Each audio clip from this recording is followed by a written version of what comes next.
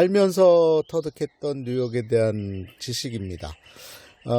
뉴욕은요, 우리가 생각하기에 그냥 엔터테인먼트의 도시, 뭐 타임스퀘어나 뭐 브라이언 파크나 무슨 자유신상 이런 어떤 특징적이고 상징적인 장소를 사진을 찍고 영상에 담기고 맛있는 것을 먹고 가기 위해서 방문하는 그런 단순 관광지의 차원에서 좀 더 깊이 있게 들어가서 넘어가서 이 뉴욕이라고 하는 도시의 가치에 대해서 좀 얘기해 보려고 합니다. 이 뉴욕은요, 세계의 가장 그 중심이 되는 도시다, 이렇게 얘기를 하겠습니다. 미국이라고 하는 나라의 시작은 바로 메이플라워호를 타고 온 청교도들이 플리머스라고 하는 곳에 도착해서 보스턴에서부터 미국이 시작됐다라고 생각하는데 아니고요. 뉴욕이 미국의 시작점이다라고 얘기를 하고 싶습니다. 메이플라워는 1620년에 보스턴 항에 쪽에 도착을 했고, 그보다 훨씬 앞선 1609년에 네덜란드의 동인도 회사 소속 선박이 하나 뉴욕항에 들어와요.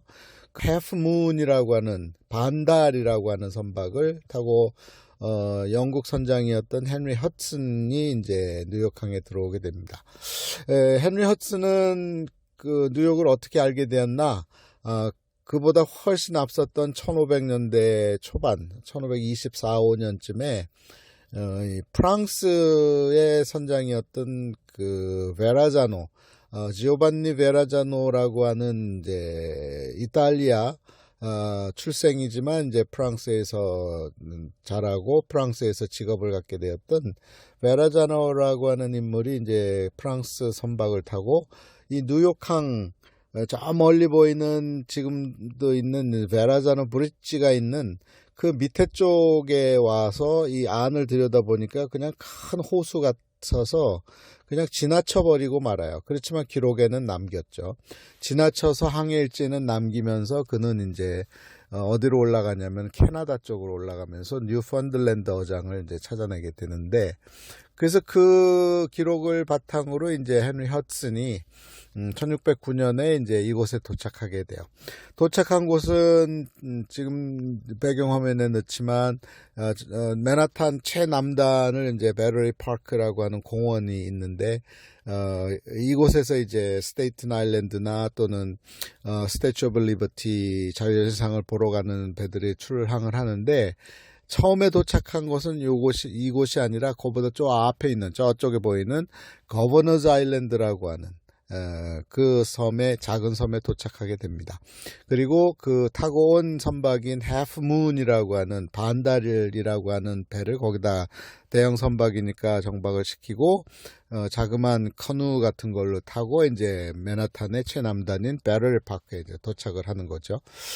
도착해서 보니까 뭐 아무것도 없죠. 숲으로 우거져 있고, 그런데 사람을 발견했는데 인디언들이 살고 있었던 거죠. 아메리칸 인디언들이 살고 있었던 거죠. 근데 우리가 막연히 아메리칸 인디언 그러면, 저도 어렸을 때 그 서부 영화를 보면서 이 소리를 라라라라 하면서 이게 뭐 머리에는 뭐 깃털 달린 뭐 모자 같은 걸 쓰고 활을 쏘고 말 타고 등장하는 아파치 이런 인디언을 상상을 하는데, 혹이 미국 땅, 다시 말해서 미 대륙 땅에 살았던 사람들을 아메리칸 인디언이라고 우리가 지칭을 하는데, 그 구성원들을 이렇게 들여다보면 그 사람들은 그럼 어디서 왔을까를 생각을 해볼 때 그 사람들이 출발했던 곳은 미 대륙이 아니라 이제 서쪽에서부터 이동을 해서 계속 동진하면서 사람들이 이제 정착하게 되는데, 그러면은 결국은 이제 지금의 러시아 동토의 땅을 넘어서 이 베링해를 건너서, 그 당시에는 이제 육로가 붙어 있었다고 보지만, 그렇지만 그게 그 얼음이잖아요. 그러니까 좀처럼 그리로 건너오기는 쉽지 않았을 것이다. 그럼 어디로 많이 왔을까? 그 밑에 쪽으로 쭉 보면, 이번에 비행기 타고 오면서 뉴욕 들어오면서도 이제 그곳을 찍었는데, 이 이 섬 띠가 아시아 대륙에서 미 대륙으로 연결되는 섬 띠 군이 있어요. 그걸 뭐라 그러냐면 알류산 열도라 그래요. 알류산 열도. 지금의 러시아의 캄차카 반도 중부 지역에서 출항하면 그 섬들을 타고 계속해서 오면은 알래스카 지역으로 도착할 수 있는 섬 띠가 있어요. 그 알류산 열도라는데 그 루트를 이용했을 것이다라는 이제 추정이 가능을 하고, 그러면 결국은 그 한반도 북쪽에 살았던 우리 조상들, 다시 말해서 고조선을 열고 이후에 부여나 그다음에 고구려를 열게 되는 그 우리 조상들의 조상들이 더 동진해서 아마도 이 미 대륙으로 건너왔을 것이다라고 하는 잠정 추정도 가능합니다. 그래서 그거를 나중에 어떻게 알 수 있냐면은 이제 이 미국 땅에서 전해지는 인디안 언어 중에 우리말과 굉장히 흡사한 언어들을 많이 발견하게 되죠. 용어들을 발견하게 되는데, 어쨌든 뉴욕에 도착한 이 영국 선박을 타고 영국 선장이었던 헨리 허드슨이 조우한 사람들은 바로 아메리칸 인디언들이었고, 특히 맨하탄 최남단에서 마주했던 이 사람들은 여기에 정착을 하기 위해서 이제 그로부터 십수년 후인 1624년 5년도에 뉴욕항에 이제 정식으로 들어와서 정착을 하게 되거든요. 근데 이 네덜란드와 이전에 항해 국가였던 스페인이나 포르투갈하고 다른 점은 스페인과 포르투갈은 정복이에요. 신대륙을 발견하는 정복을 위해서 온 것이고, 이 네덜란드는 그게 아니라 거래를 위해서 온 거예요.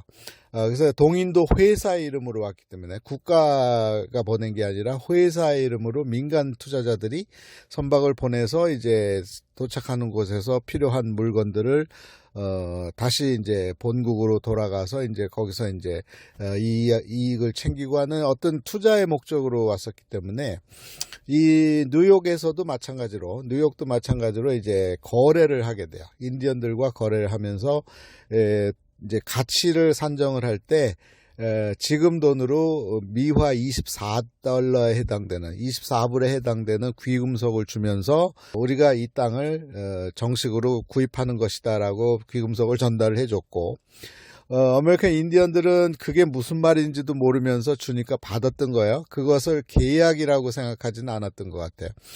그렇지만 이 준 사람들 입장에서는 분명히 나는 돈을 치르고 가치를 치르고 이것을 샀다라는 이제 주장을 하게 되는 건데, 어쨌든 뉴욕은 24불에 해당되는 귀금속을 주고 구입한 아주 굿 딜을 하게 되는 그런 거래가 되는 거죠. 그래서 네덜란드 사람들이 1625년부터 여기 살기 시작을 해요. 그리고 이 인디언이든가 외부인으로부터의 침입을 막기 위해서 그 베럴리 파크 위쪽에 몇 블럭, 한 10블럭 정도 올라가면 그쪽에다가 이제 방벽을 쌓게 돼, 목책을 쌓게 되는 거죠. 일렬로 목책을 쌓으면서 그것이 오늘날의 목책 방벽을 쌓았다. 그래서 월이 되는 거예요. 월 스트리트이 되는 거예요. 결국은 네덜란드 사람들은 이제 그 본토에서, 네덜란드 본토와 영국과의 관계에서 나중에 이제 네덜란드의 국왕이 영국의 국왕을 맡게 되는 윌리엄 3세라든가, 그리고 그 이전에 나소 오라네 공이라든가 오라네 공작이라든가 이런 사람들이 영국과 계속 교류를 하게 되기 때문에 이 뉴욕 땅을 영국에 결국은 할양해주는 형태로 뉴욕은 영국으로 넘어가게 돼요. 그러니까 그 이전까지는 네덜란드 사람들이 개척했기 때문에 이 뉴욕 땅을 뉴욕이 아니라 원래는 뉴 암스테르담이었어요. 왜냐하면 네덜란드의 가장 큰 도시가 암스테르담이었고, 그리고 이 뉴욕뿐만 아니라 그 위쪽에 지금 이제 뉴욕 전체 스테이트를 뜻하는 곳들을 다 합쳐서 뉴 네덜란드라는 명칭을 붙이게 되죠. 그래서 현재까지도 네덜란드의 흔적들이 상당 많이 남아 있어요. 무엇보다도 뉴욕을 상징하는 시의 깃발이 네덜란드 깃발처럼 오렌지 색깔이 삼색기인데 오렌지 색깔이 들어가 있고, 프랑스의 국기와 네덜란드 국기가 이렇게 조합되어 있는 듯한 그런 형태로 이제 뉴욕시 기가 형성이 되거든요. 그것을 봐도 네덜란드의 영향을 금방 알 수 있고, 사람들의 이름 그리고 지명, 현재까지 남아있는 지명 가운데 네덜란드에 있던 지명들이 그대로 남아서 현재도 사용하고 있는 가장 대표적인 곳이 브루클린이에요. 브루클린. 그러니까 브루클린은 네덜란드에 있었던 지명이에요. 브레클랜인가 하는 지명이고, 뭐 또 퀸즈 지역에서 한인 교포들이 많이 사시는 플러싱도 네덜란드 언어의 네덜란드 지명인 플래싱겐이라고 하는 지명을 그대로 가져온 것이고, 스테이튼 아일랜드 역시도 네덜란드 언어라는 거죠. 그런 언어가 상당히 많이 남아 있습니다.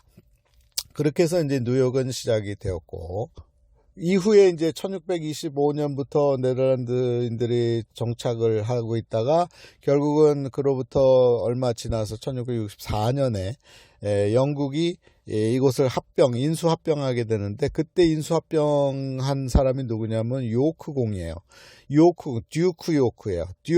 듀크는 이제 차남, 왕세자 다음이죠. 왕세자는 프린스라 그러고, 차남을 듀크라 그래요. 영국에. 그래서 이 차남이었던 이 요크공, 그는 결국은 나중에 영국의 왕이 됩니다. 제임스 2세가 되는데, 이 요크공이 이 뉴욕을 이제 접수를 하면서 자기 이름 따서 뉴요크라는 이름을 붙이게 돼요. 새로운 뉴요크다 이거죠. 그래서 뉴욕이 탄생하게 됩니다. 그리고 뉴욕이 맨하탄 최남단에서 조그마한 곳에서 시작해서 이제 지금의 대뉴욕이라고 하는 The Great 뉴욕이라고 하는 이름을 갖게 되는 시점은 1898년, 그러니까 1900년 들어가기 직전. 이미 그때쯤 되면은 브루클린 브릿지도 이제 지어진 상태고, 그리고 도시가 확장이 되어서 지금의 이 맨하탄뿐만 아니라 강 건너서 브루클린, 그리고 브루클린 위쪽에 퀸즈, 그리고 맨하탄 더 위쪽에 브롱스, 그리고 맨하탄 강 넘어서 남쪽으로 와서 스테이튼 아일랜드, 이 5개의 지역을 하나로 묶은 대도시가 탄생하는데, 그게 바로 The Great New York, 대뉴욕이라고 하는 도시가 형성이 되게 됩니다. 뉴욕 스테이트 자체는 60여 개의 그 카운티로 구성이 돼 있어요. 그 중에 일부가 뉴욕시인 거죠. 그러니까 뉴욕시에는 5개의 보로가 있는데, 그 보로, 지금 얘기했던 맨하탄이나 브롱스나 퀸즈나 또 브루클린이나 스테이튼 아일랜드, 이것들은 원래는 지금도 마찬가지지만 문서상으로는 카운티로 되어 있어요. 그런데 이제 일반적으로 우리는 뉴욕은 5개의 보로로 되어 있다 이렇게 얘기를 하는데, 결국 그 원래 이름은 맨하탄은 맨하탄 카운티, 그리고 브루클린은 킹스 카운티, 그 다음에 퀸즈는 퀸즈 카운티, 그리고 스테이튼 아일랜드는 리치먼드 카운티, 그리고 브롱스는 브롱스 카운티, 이렇게 구성되어 있습니다. 어쨌든 뉴욕은 5개의 보로로 형성되면서 1900년을 시작을 하게 되는 거죠. 그러니까 1800년대까지 수많은 이제 이민자들이 큰 제약 없이 들어오게 돼요. 1776년에 미국이 독립선언을 바로 이 뉴욕 땅에서 첫 번째 대통령이 되는 조지 워싱턴이 첫 번째 그 대통령으로서의 그 서약식을 이나규레이션을 바로 이 뉴욕 현재 그 월스트리트이 있고, 그 다음에 그 스탁 익스체인지, 다시 말해서 증권거래소가 있는 그 앞에 홀에서 이제 대통령 선서를 하게 되면서 미국의 첫 번째 수도가 뉴욕으로 확정이 지어지고, 그리고 얼마 안 있다가 아주 짧은 시간에 이제 옮겨가서 지금의 필라델피아나 워싱턴 DC 쪽으로 이제 수도를 옮겨가게 되는 그런 과정을 밟게 되죠. 그러니까 뉴욕이라고 하는 곳은 미국의 시작점이라고 봐야 되는 것이 맞습니다. 1800년대 말에 이 뉴욕은 5개의 보로의 큰 형태의 대도시로 시작을 하면서 그 사이에 들어왔던 이민자들의 면면을 보면 대표적인 이민자들이 바로 유대인이었다는 것을 꼭 기억을 해야 되고요. 그 다음에 이외에도 아일랜드라든가 또는 이 유럽 지역, 서유럽 지역, 그리고 동유럽 지역에서 수많은 이민자들이 들어오고, 이제 아시아 지역에서도, 그리고 이 중아메리카, 남아메리카 지역에서도 들어오게 되는 거죠. 그래서 1900년이 열리면서 1800년대까지는 뉴욕의 중심이 어디냐면, 시작은 1600년대부터 시작이 되니까 1600년대의 중심은 지금의 베러럴 파크가 있는 그 파이낸셜 디스트릭트가 있는 그 지역이었고, 서서히 이제 시간이 지나면서 한 100년 단위로, 그러니까 1700년대가 되면 지금의 그 14가 유니온 스퀘어가 있는 이 지역이 이제 중심이 돼요. 그래서 독립선언이 이루어지고, 그 다음에 나중에 또 이제 내전이 일어나잖아요. 이 노예 해방 운동이 전쟁이 일어날 때 링컨이 등장하고, 이런 시점이 되면 뉴욕의 중심은 이제 20가대로 옮겨가게 되고, 그리고 이제 이 도시화가 되고 산업화가 되고, 그리고 말이 다니던 시대에서 이제 기차가 다니고 자동차가 다니고 하는 시점이 되면 이제 1800년대를 맞이하고, 그때는 뉴욕의 중심은 이제 더 올라와서 한 30가대까지 올라오게 되죠. 그리고 이제 그야말로 산업화가 완성이 되고 대형 건물들이 엘리베이터가 생기면서 고층 건물이 들어서면서 지금 말하는 마천루다, 하늘을 찌를 듯한 건물들이 쭉쭉 올라가게 되는 것은 바로 이 엘리베이터라고 하는 것을 발견하게 되고 발명하게 돼서 그것을 현장에서 사용하게 되고, 그리고 콘크리트라든가 이런 철골 구조에 의한 건축 양식이 기법이 생기면서 대형 건물들이 이제 생길 때는 이제 1800년대 말이 지나야, 그래서 1900년대 초반이 되어야 우리가 잘 아는 엠파이어 스테이트 빌딩은 1930년대 초반, 또 그 오른쪽에 있는 크라이슬러 빌딩 역시도 1930년대 초반에 지어지게 되고, 또 탑 오브 더 락이라고 하는 그 건물이 생기는 것도 그때쯤 되어야 이제 만들어지게 되는 거죠.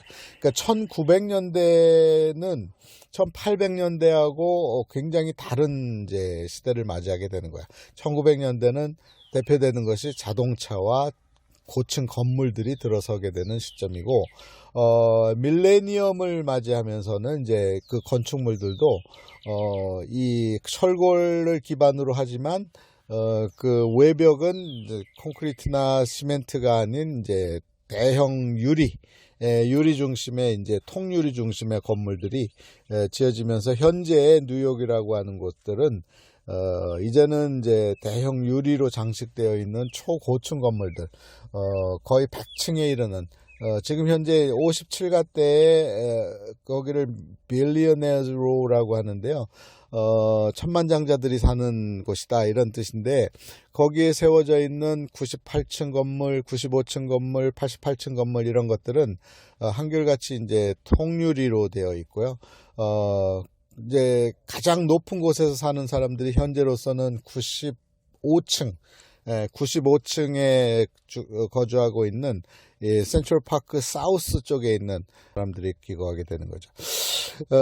뉴욕은요, 정말 세계의 중심, 세계의 모든 이들이 한 번쯤 와보고 싶어 하는 그런 곳일 수밖에 없는 이유가, 건축에 있어서는 그야말로 건축가들의 그 각축장이면서 그들의 실험을 할 수 있는 장소였고, 그들이 구상한 것들을 현실 속에서 만들어낼 수 있는 가장 현장이 되었던 것이 바로 뉴욕이고, 또 각 분야가 다 동일한데, 연예계라든가 엔터테인먼트라든가 또 뮤직이라든가 그리고 또 플레이, 영화, 이런 것들이 가장 그 첨단에 있는 곳이 바로 뉴욕인 거죠. 뿐만 아니라 그러니까 이 뉴욕은 예나 지금이나 변함없이 세계의 중심 도시라고 할 수 있는 데에는 아마 이견이 없을 겁니다. 마침 오랫동안 알고 지냈던 지인이 와서 이번에는 이제 주로 이 뉴욕의 남쪽 이스트, 웨스트, 사우스까지 이제 쭉 뉴욕의 남쪽을 둘러봤는데요. 전망대가 있는 거기서 이제 내려다 보면 뉴욕 맨하탄의 남쪽을 그리고 뉴저지를 잘 볼 수 있어서 좋았고, 그리고 이제 지금 현재 맨하탄 최남단인 센트럴 베럴 파크는 막혀 있어요. 공사 중입니다. 공사 중인 이유는 금년 초에 1월 달에 이 지구 온난화 때문에 이 물이 찼어요. 어디까지 올라왔냐면, 보통은 이제 스테이튼 아일랜드나 또는 스태츄 오브 리버티를 타는 그 페리가 있는, 그리고 또 크루즈가 있는 그 지역에 물이 안 차는데 금년도 초에는 그 위로까지 보도에까지 물이 올라와서 지금의